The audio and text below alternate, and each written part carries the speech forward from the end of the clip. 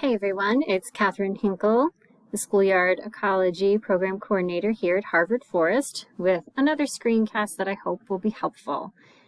So I've been getting a few questions lately about downloading data and using our graphing tool function that we have on our database website.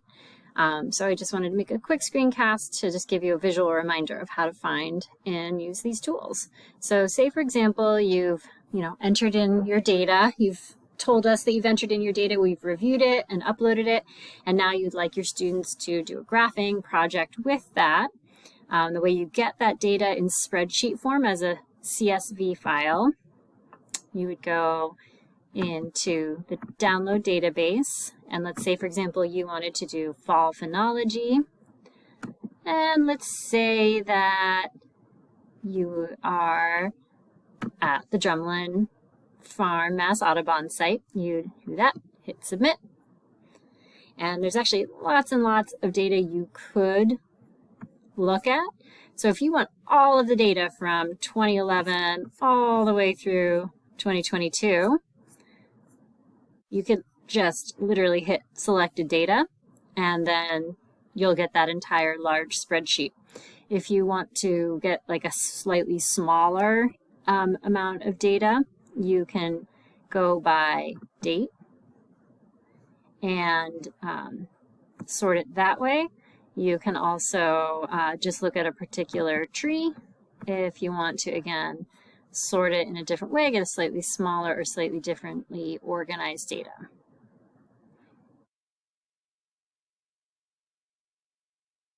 Cool. So that'll give you the CSV file itself.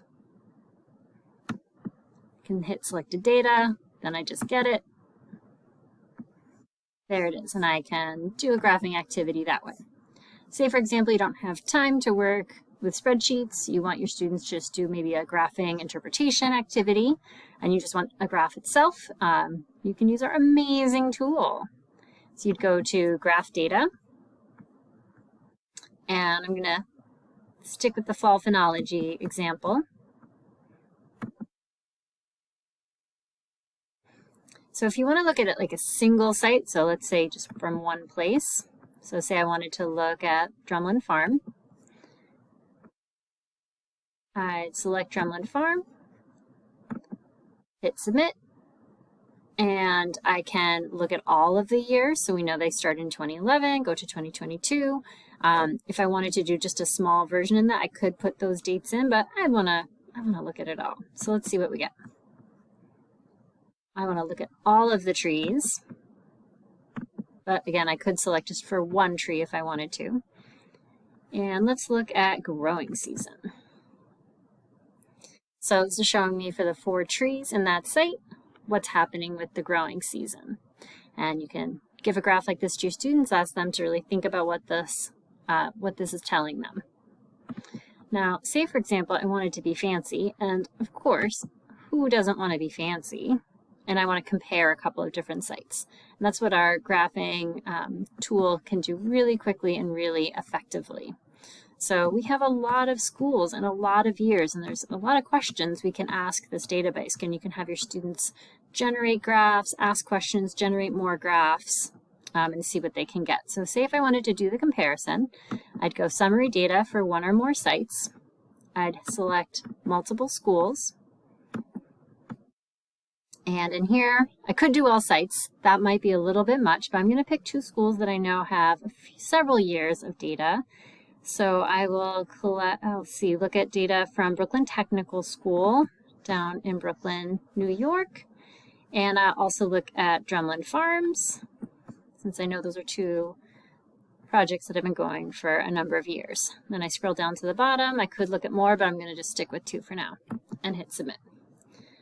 And I would like to look at their growing seasons and see how those compare. So it's pretty interesting. You can see Drumlin Farm is in the red, and then we've got the Brooklyn Technical High School up in the black.